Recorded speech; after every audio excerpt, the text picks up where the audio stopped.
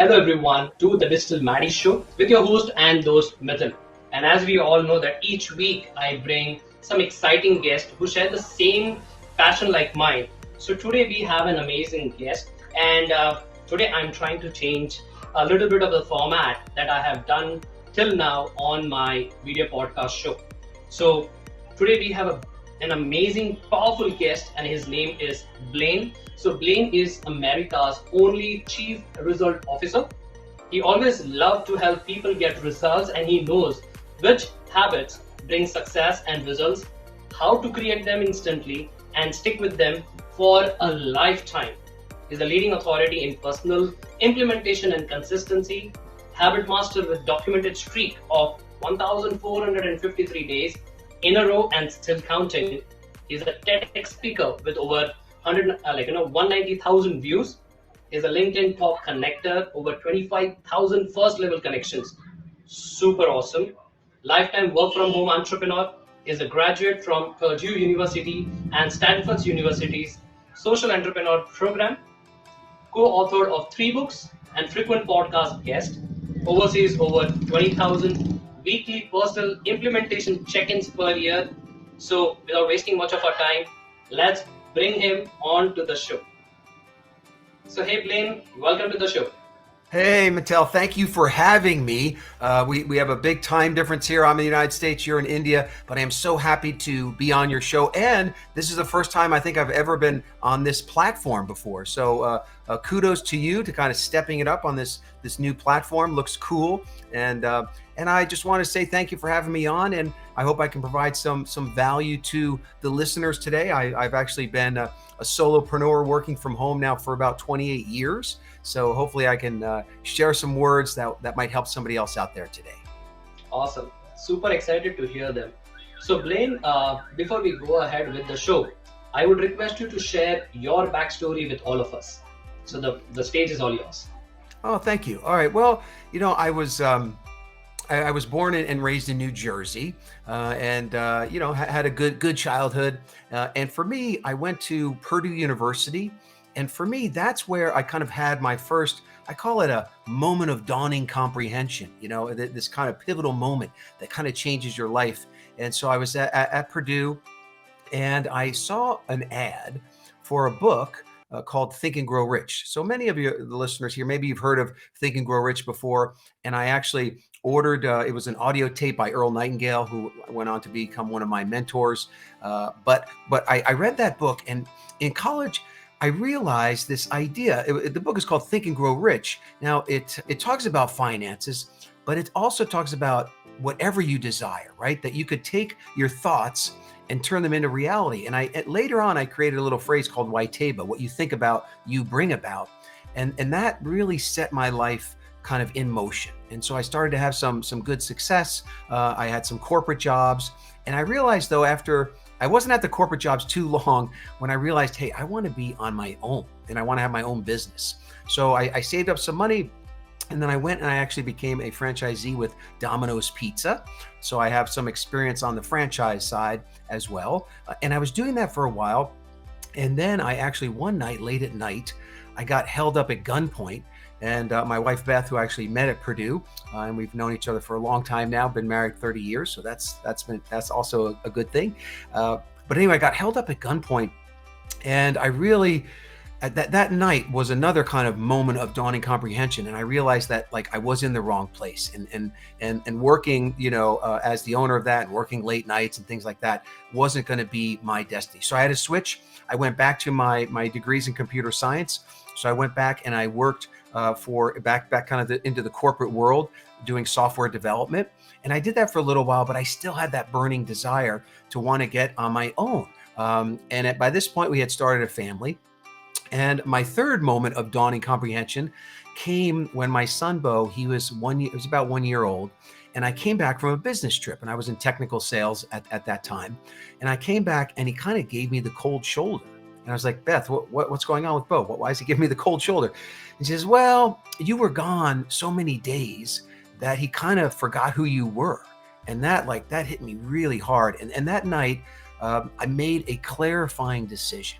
And the clarifying decision was, I'm going to work from home. No matter what it takes, I'm going to work from home. And when you make a clarifying decision, it kind of weeds out a lot of options and kind of removes all the noise and allows you to focus in more like a laser than a lantern, let's say. But you really focus in. And so for me, I focused in, and it took me a year. But a year later, I started two different companies, and a year later, I was able to leave that job. And now, for about 28 years, I've been working from home, and I started helping people. And I realized what I like to do is help people take control of their lives by taking control of themselves. And so what I did, is started helping people do that. And someone called me a chief results officer, and that stuck. And I got the registered trademark, so I am America's only chief results officer.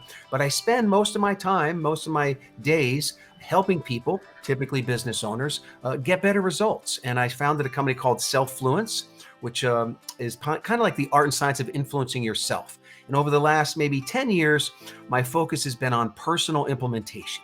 So for me, I like to help people figure out how to, do more stuff, but how to do it personally get more stuff done. So that's kind of maybe a little bit of a longer story than you wanted, but that's how I kind of ended up here today.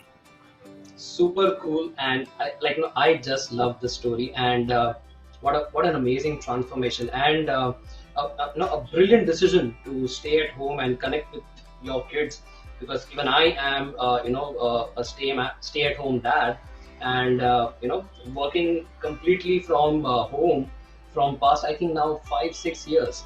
So yes, there is a deeper connection with our kids, and that's very crucial, because we achieve greater heights, maybe in the corporate worlds, and we do many other things, but at the home front, that's where many of the people get hit, and it's a beautiful decision that many of the parents actually take. So thank you. No, I agree 100%. And what you're doing is fantastic. And it's a short window, really. I mean, when you think about how many summers maybe you have with those kids, or how many falls or winters, it's not a big number. So really make the most of it. I think you're doing a great thing. Well done. Thank you so much, Blaine. So Blaine, in the book that you have written, and the profile that I have visited on LinkedIn also. So there are so many content that you are creating, and I got hooked up to a couple of them. So wanted to ask a few of the questions related to that. So okay, let me frame it in this way. So is it possible to get an hour's worth of stuff done in just 30 minutes? Because I try to have a binge watching with so many productive gurus. So would love to know 2 cents from you too. Yeah. So you bring up a good point. Everyone is looking to kind of compress time, right? And so I have this thing, it's called the 30-minute hour. And that is how to get an hour's worth of stuff done in just 30 minutes, right? And so everybody wants to compress time. And so everything that I teach through this one training company, I often say I'm powered by Self-Fluence, but this Self-Fluence training company, everything we teach is very self-evident, and you already know how to do it. So this idea of having these 30-minute hours, you already know how to do it. And so before I talk about that, and everybody listening, you're going to learn how to do this. But let's say, that we were able to do this for 4 hours in a row. You had these 30-minute hours, right? So Mitthyl, I want to ask you, if you did that, and then you had 2 hours free because you created that extra time, I want to know what the reward would be. So if you had 2 guilt-free hours of time where I would implore you not to work, but to do something that you really want to do, what would that be? Like for me, I like to exercise. I have a Peloton bike. I'd probably do that. I like to take a nap. I might take a nap. I also like to catch up with friends. I feel like I don't do that enough. And then maybe take a walk, like just a walk out in nature. So if I had two guilt-free hours, that's what I would do. But what about you? Blaine, I will be able to do either of the 3 things. One, spend time with my kid, my daughter, and share a few of the knowledge that I have gathered from so many years. 2, I can go to my iPad and do digital painting because I love to do that. And 3, nice. I love gardening, especially bonsais and horticulture. So maybe doing something on that. Okay, good. So I like people to have a little bit of a reward in mind. as as I explain to you how to have these 30-minute hours, I don't want you just to fill them all with, more work. All right. So I want you to try to enjoy it. All right. So this concept of the 30-minute hour, you already know how to do it because you have done it. And so there's this day of the year, and some people have it a few times a year, but there's a certain day where people are 3 to 10 times more productive than a normal day. Now, 3 to 10 times, we're only looking for 2 times. We're looking for 2x, but people are 3x to 10x more productive on this certain day of the year. Do you know which day of the year that is? I think it will be the new year. No. So the new year is good, and people are excited, and they have New Year's resolutions. But it's not like a specific, time of year. This day happens differently for different people. Maybe birthdays. Birthdays are fun. They happen once a year, but that's not the day. All right. So, well, I won't force you to keep guessing. So what it is, it's the day before vacation. So now think about this, the day before vacation. So I have a little sign here in my office, the day before vacation, because I want to remember this, because this is how you have 30-minute hours. And if you think about the day before vacation, everybody gets 3 to 10 times more stuff done. But why is that? So think about that day. And so I create a little acronym to help people remember. And the acronym is PDF. Now, a lot of people say, hey, I want to go print out the PDF. And so it's an easy acronym to remember. PDF stands for portable document format, but not in my case. It's an acronym for something else. But I always want you to remember the 30-minute hour is the day before vacation PDF. And what PDF stands for is plan, delegate, and focus. Now, this is what's different about the day before vacation, and this is how you can start to have 30-minute hours, is by taking those elements of the day before vacation and putting them into your day. So let me unpack those 3 items. So plan, delegate, and focus. So plan, what happens is the day before vacation, you have to get a lot done. So you do a lot more planning for that day. So I call it next day planning. So probably the day before, you're figuring out, okay, what are the things I have to get done? How much time do I have to get them done? What time do I need to wake up? Oh, you know what? Day before vacation, typically people wake up at least 30 minutes earlier than normal because they want to get stuff done. So you could take that into consideration as well. But you wake up, you have a clear vision. And in the planning process, you're doing a lot of 80-20, right? The 80-20 rule saying that, 20% of what you do produces 80% of your results. So you're looking to focus on the 20, and then that 80% of what you do that only produces 20% of your results, you're ousting that. You're getting rid of that. So planning is one key. That's one key to the 30-minute hour. The second one is delegate. So the day before vacation, you start delegating stuff. You're going away. You're not going to be there. You can't do it all. Right? So you start delegating stuff. You ask people to do it. I like to say, think who before you do. So before I do something, I think who else could do this besides me? And so you're doing a lot of delegation and a lot of even deferring. So you're figuring out like what's the most important stuff, what really has to get done, what really could be deferred or delegated. So there's planning, there's delegation, and then the biggest key is the fierce focus that you have on the day before vacation. So the day before vacation, you're not like lost internet surfing. You're not in long conversations. You're not trying to do big, long emails, right? You're really focused. And there's a lot of stuff that you don't do. No chit chat.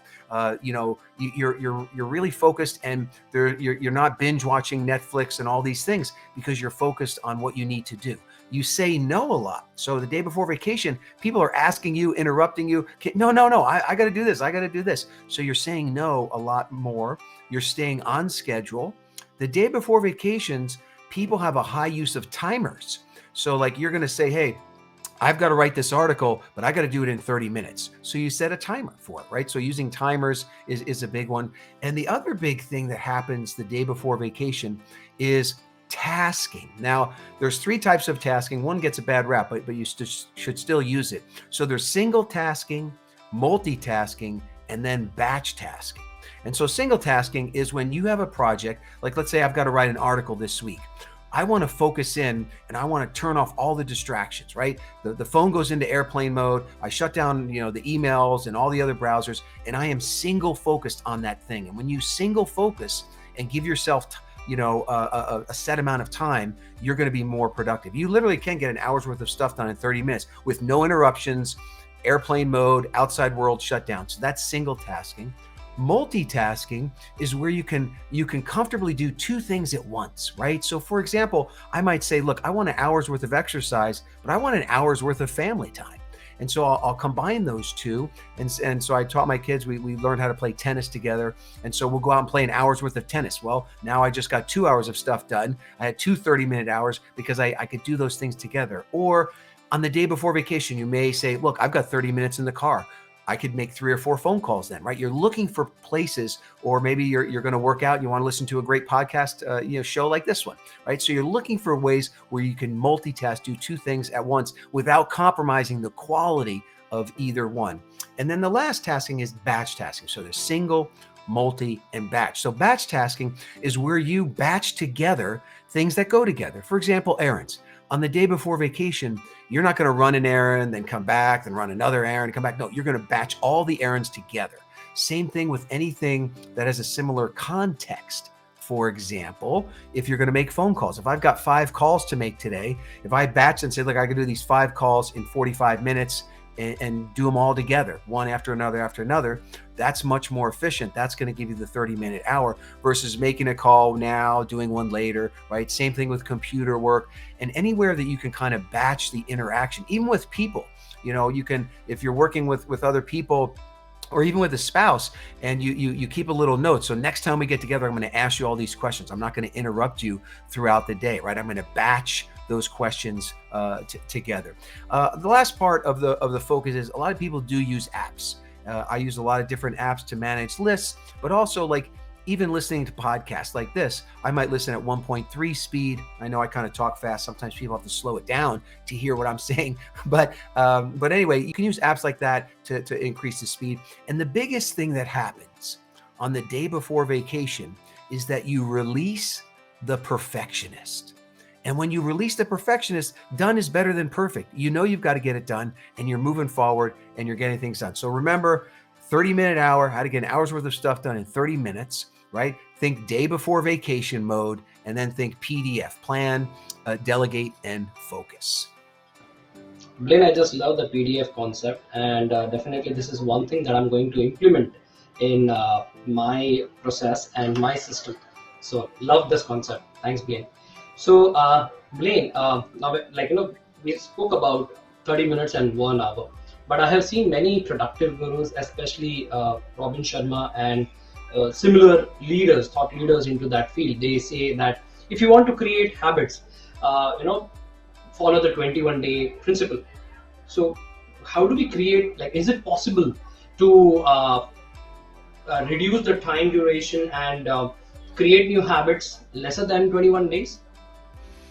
Yes. And this is, a lot of my clients, this is one of the biggest breakthroughs for them that can happen immediately.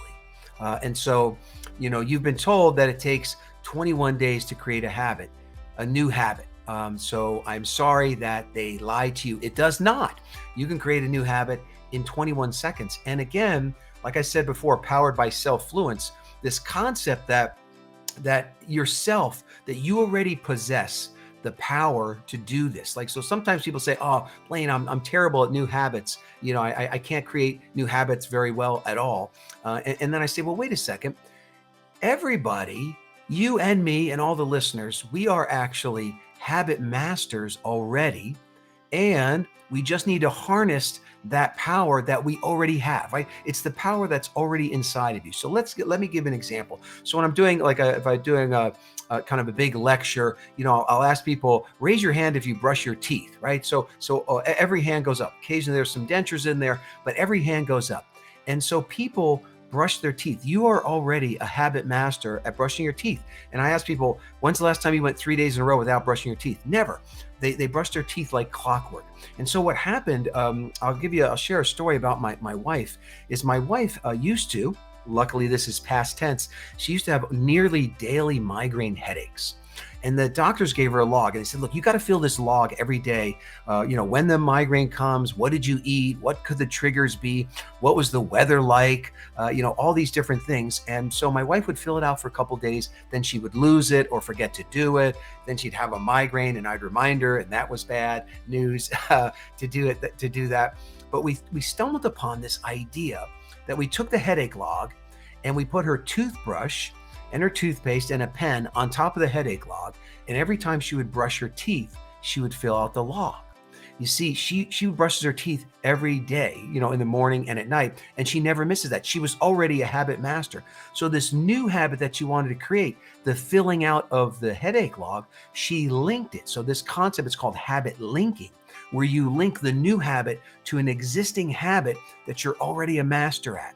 And so when she did that, she went like 90 days in a row without missing a day. And then she was able to bring that back to the doctors, and all that stuff really, really helped her out to kind of get rid of those headaches. Now she might have a migraine, once every couple of months, which is fantastic. But this concept of habit linking plus surfing the urge to want to do something. In other words, she hates that gritty feeling that you get in your teeth when they're not brushed, and so she would, she kind of would surf the urge to get rid of that feeling by having to do the log, start writing out the log first. An example for me is when I realized that, you mentioned at the top of the show that I have this, streak right now.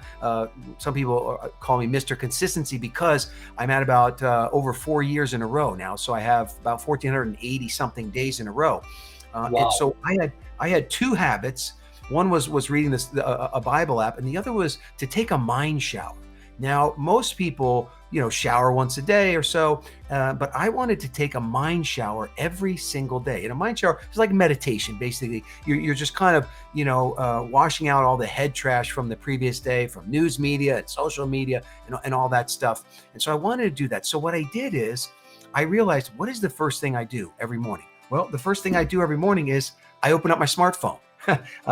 So what I did is on my smartphone, I moved all the apps off the front page except for those two apps. And when I wake up and I open up my smartphone, I'm not allowed to touch any other buttons. So I'm habit linking to opening the phone. I can't touch any other buttons till I do those two apps, till I take my mind shower.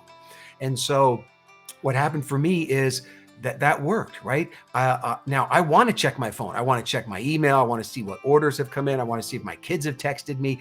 I want to know what's happened in the world. So I'm surfing that urge to want to go do that stuff, which gives me the energy to actually do that new habit.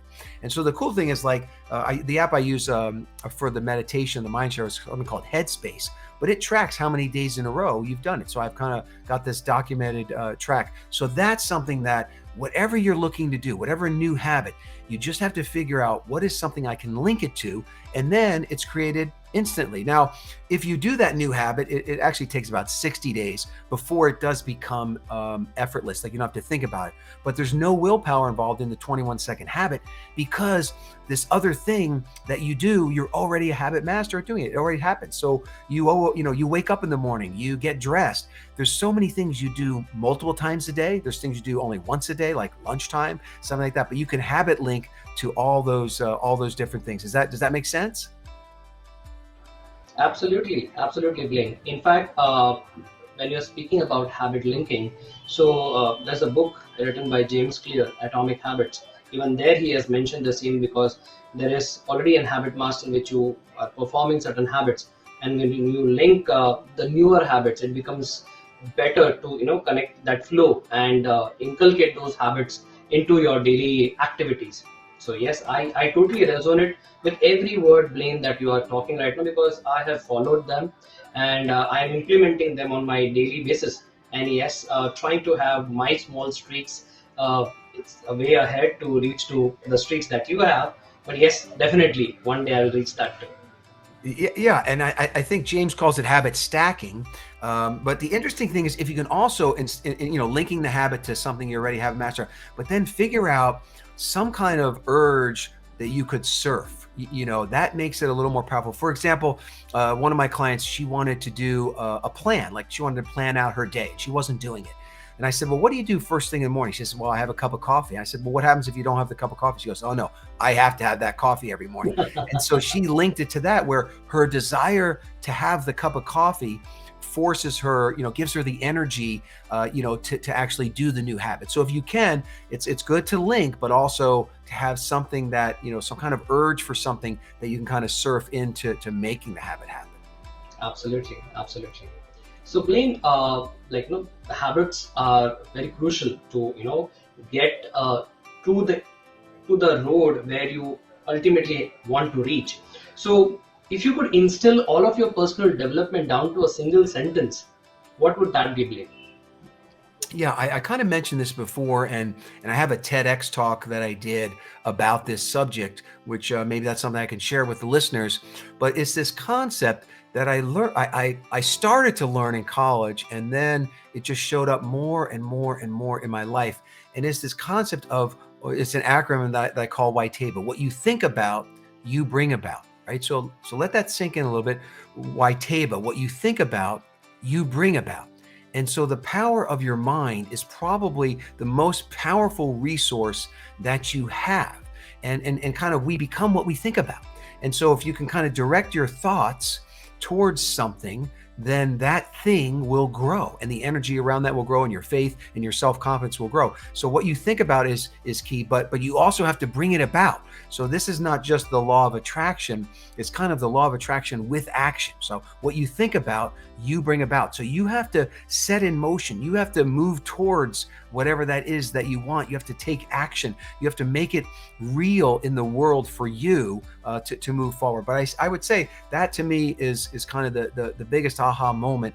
And then that opens up the door to a lot of things. So what you think about, you bring about. So now you kind of think, okay, how do I control what I think about? And how do I move myself? Maybe if you're in a tough time, how do you move over to a good time? And so there's a lot of head trash that can accumulate. So you have to learn how to hack your head trash. But everything that's happening to you and where you're going in life comes from what you think about, because what you think about, you end up bringing about. Absolutely. I totally resonate with you, Blaine. So, Blaine, with this, we come to the end of the phase one of this interview. And now let's begin with the phase two. And phase two is all about rapid fire round. And I'm going to ask you 5 questions. And I'm not going to not going to give you time to think about it. So, what is the first thing that comes in your mind? Just share that. So, are you ready? Oh, I don't know if I'm ready, but we're going to do this. Super cool, super cool. So I'm trying to zoom in so that we can have more pressure onto it.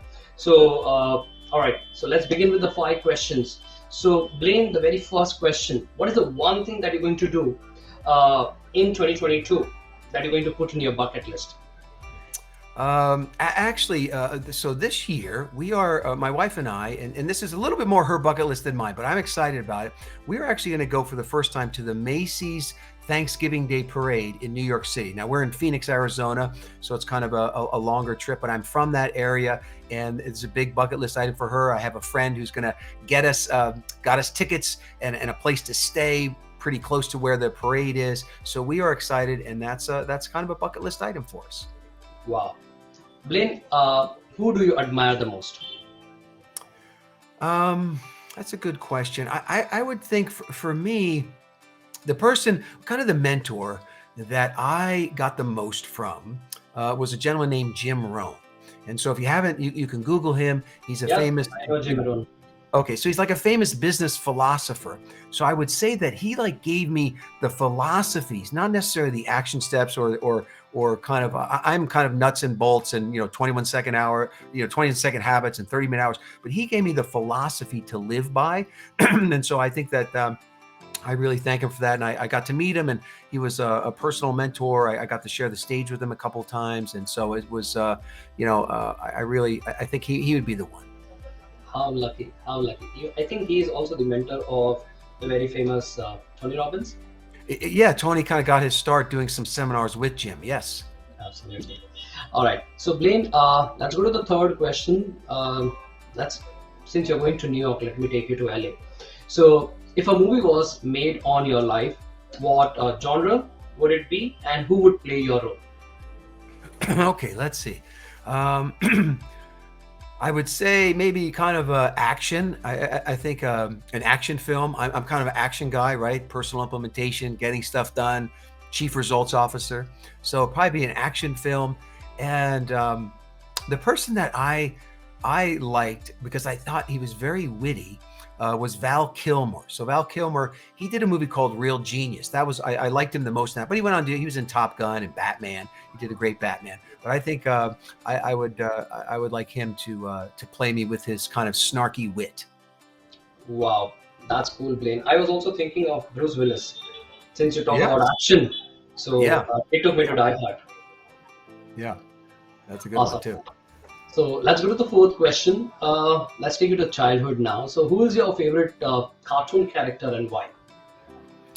All right. So thinking back to what I would watch, probably dating myself here, would probably be I liked Underdog. So it was only on for I think for a few years, but he was a little clumsy, but he always kind of saved the day. He always had a big heart, and he always found a way to help people. And I think that's something for me. That's why I think I'm on the planet is to help people kind of get control of their lives and get results. Absolutely. And that leaves me to the fifth question, the last question, and that is, who is your favorite superhero and why?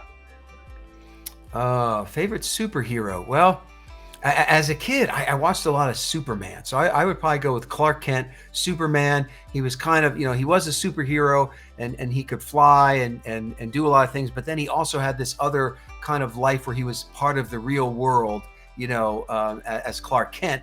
And then when needed, he could put on the Superman, costume there and save the day. Absolutely. So thanks, Blaine, for participating in this rapid fire round. I'm sure you must have enjoyed this too. Yeah, this is great. Awesome, Blaine. So, Blaine, all the people who are either listening to this podcast or watching on YouTube or any other platforms, if they want to connect with you, how can they do that? Yeah, I think the easiest thing is to check out my TEDx talk by going to Blaine, BLAINE, TEDx, TEDx.com. So BlaineTEDx.com.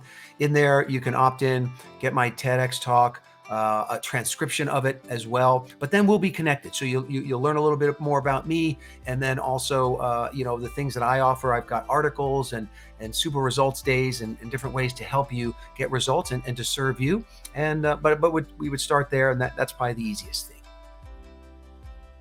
Awesome. So all the links will be available in the description. So do check out and do connect with him, and start the journey of PDF. All right. Excellent. So Blaine, I want to know more about you and the works that you do. However, we have limited time. So before we end this episode, what is that one message that you would like to give to all the listeners? Yeah, well, the first thing I just want to say is I want to thank you for having me on. And I also want to thank you for putting in the work. I mean, this is not easy to curate all this stuff and get guests and then put it online. But I want to say that what I call the results ripple from what you're doing is going to be big. Is going to be big. And you're going to help a lot of solo entrepreneurs and coaches and people. And I would guess, because you're storing this on the internet, that you will have the power to touch those not yet born. There's somebody that's not even born yet that 30 years from now could be watching this or could see this. And so you have a big results ripple. And I just wanted to thank you for having me on, but also thank you for putting in all that work and putting in all the time to kind of get these messages out there, which can be what somebody needs to hear in that moment and really help them. So outside of that, what I like to end with is this: the bad news. The bad news is time flies. The good news, you're the pilot. You're the pilot. So the bad news is time flies. The good news is you're the pilot. So pilot that life, take control, and make it a great day. That's deep. Thanks, Blaine, for that. So deep gratitude for taking your valuable time. And I can see that you have logged in the morning. I think it's 8:30 over there. Yeah. In the morning. Yeah. So I can see the commitment that you have, and you want to bring the change in the world. So for that, deep gratitude, and wish you all the best for all the things that you're doing and transforming many people's life. Thank you. Thank you. So you have just listened to the Digital Maddy Show with your host Mitthyl. Thank you so much for giving so much love and listening to this particular episode and the show. Don't forget to subscribe to our show on the podcast platform that you are listening, and if you're watching this on YouTube, hit the subscribe button. So this is Mitthyl signing off at the moment with Blaine at this time. Meet you soon with another guest and their exciting story. But until then, keep rocking, stay safe, and don't forget to keep creating content. Thank you.